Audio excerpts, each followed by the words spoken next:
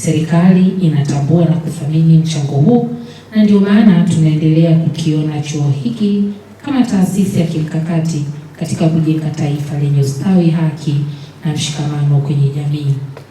Aidha, mchango wa chuo hiki katika kuendeleza maendeleo ya kitaifa imeonekana kupitia ushiriki wake katika tafiti na tathmini zinazoisaidia serikali kuboresha sera na mipango ya maendeleo, ikiwemo masuala ya malezi mbadala ya watoto, ujumuishi wa watu wenye ulemavu katika shughuli za kiuchumi, hifadhi ya jamii katika sekta isiyo rasmi na kupambana na ukatili wa kijinsia.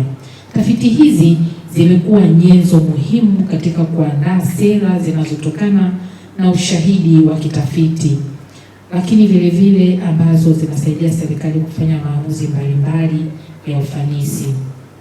Ndugu zangu, jamii ambayo tunaiishi, wengi huenda hawajui sana namna ambavyo idara hii ya ustawi wa jamii inachochea maendeleo katika wizara zote. Yaani kila wizara ikiwa inatekeleza majukumu yake mama, wanafika mahala wanajikuta kwamba ustawi wa jamii hauepukiki. Kwa hiyo nitoe wito sana, hasa kwenye dawati lile pale la Madam Rufina. Yes.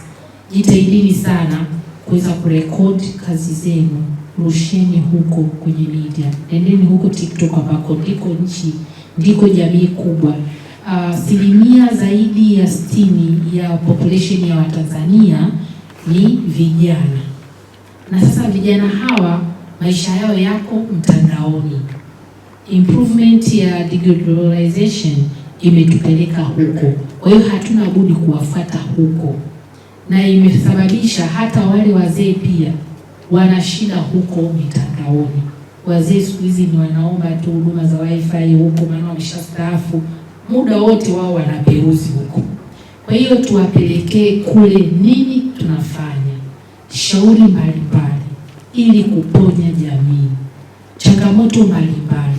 Tumeona namna ambavyo bado kwenye jamii kuna ukatili unaendelea. Pamoja na jitihada kubwa tunayoifanya sisi kama wizara kupitia nyinyi maafisa ustawi wa jamii, bado kuna kazi kubwa ya kufanya. Kwa hiyo ni elimu iendelee kushuka kule chini, ili wale wanaokutwa na hayo madhira waweze kujua waende wapi wapate usaidizi. Mafanikio haya yasiwafanye mridhike. Naendelea kuwahimiza mshikamano, ubunifu, uwazi katika utendaji wenu, lakini endeleeni kuimarisha mifumo ya usimamizi, ubora wa mafunzo na ushirikiano wa kimataifa, ili chuo hiki kiendelee kuwa kinara katika taaluma ya ustawi wa jamii nchini na katika ukanda wa Afrika ya Mashariki.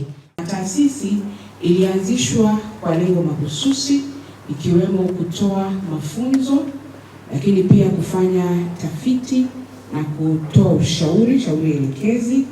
Na wakati taasisi inaanzishwa ilikuwa kuwajengea uwezo maafisa ustawi wa jamii ili waweze kutoa huduma za kiustawi ambazo zilikuwa zinahitajika kwa wakati ule, na ilikuwa imejikita zaidi katika huduma za probation, vipindi vile vya majaribio na huduma za urekebu. Baadaye sasa chuo kikaanza kutoa stashahada ya kwanza ya ustawi wa jamii, lakini pia chuo kiliendelea kuongeza programu mbalimbali za mafunzo.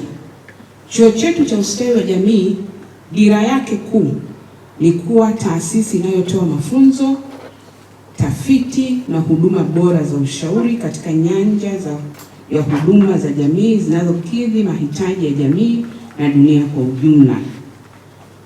Na taasisi tuna maono, tuna dhima.